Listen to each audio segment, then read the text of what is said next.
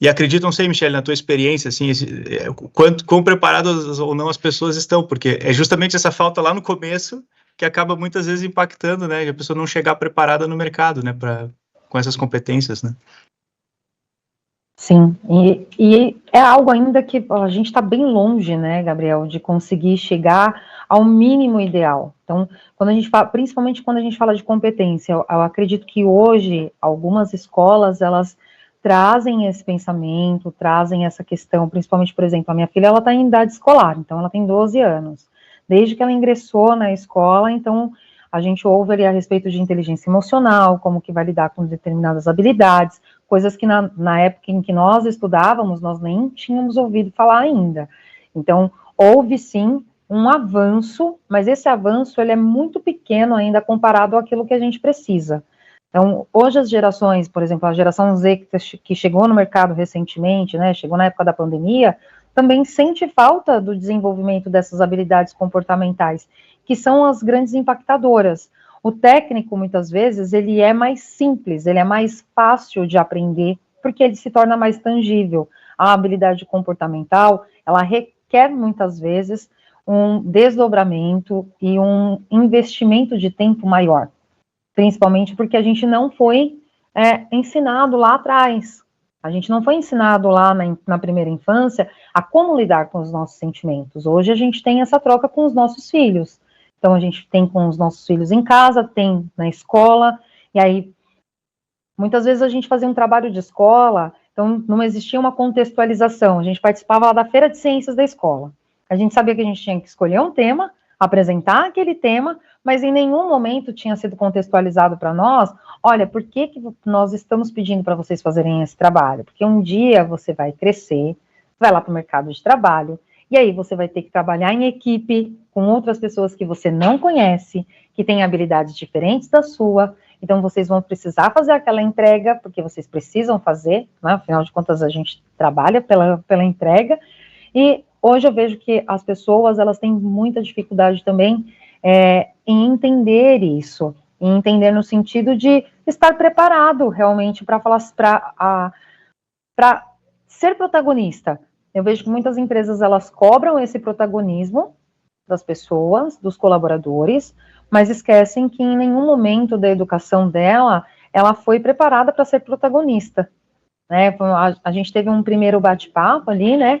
E eu trouxe justamente esse exemplo, que na Holanda, as crianças, elas têm uma grade curricular para cumprir na semana, e elas determinam um dia da semana que elas querem estudar determinada matéria, e o professor em sala de aula e o assistente precisam estar preparados para tirar dúvidas de qualquer uma das disciplinas. Diferente de nós, que chegamos até a pós-graduação com um quadro de aulas, uma determinada, olha, você vai começar por essa disciplina, depois você vai para essa, depois para essa, e a gente não é protagonista do nosso ensino, senão a gente poderia simplesmente chegar lá, eu quero aprender a respeito disso hoje, e aí sim eu sou protagonista. Então, a gente ainda tem essa lacuna para fechar, né, de aprendizagem, de oportunidade de crescimento que impacta também no empreendedorismo, que impacta na inovação. E a gente só um complemento, desculpa, mas a gente vai ver isso só na faculdade, né, Michele? É só na faculdade que aí a gente acaba vendo isso e não estamos preparados.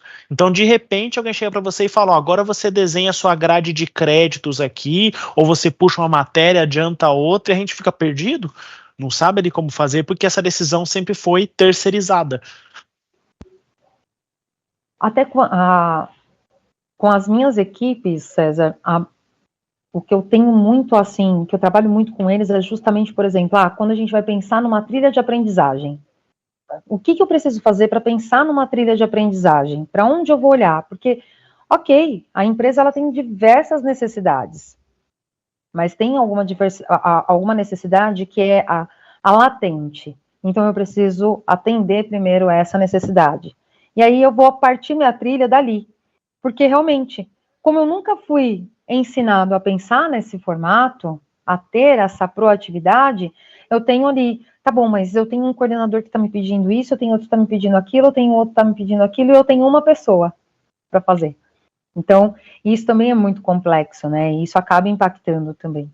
E realmente, a gente vê ali na faculdade também de uma maneira muito superficial. Eu brinco, a Corina comentou que em 2002 ela recebeu o desafio dela da Universidade Corporativa. Eu estava me formando na primeira faculdade em 2002, Corina.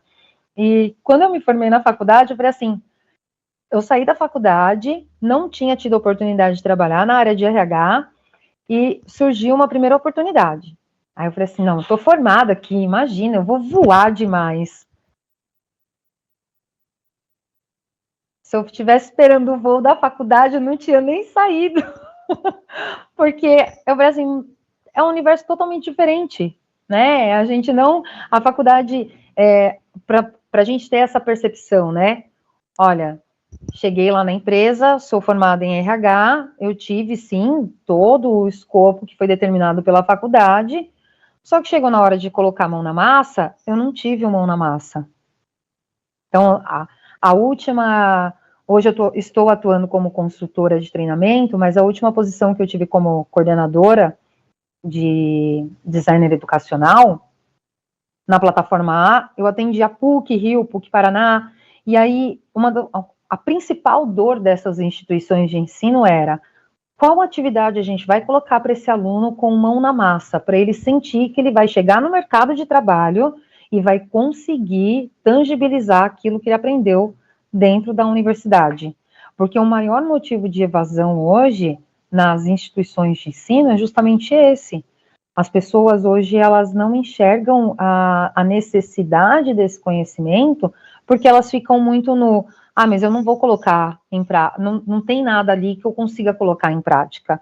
Então, isso se tornou uma preocupação das instituições de ensino, em trazer o conhecimento prático para dentro da sala de aula.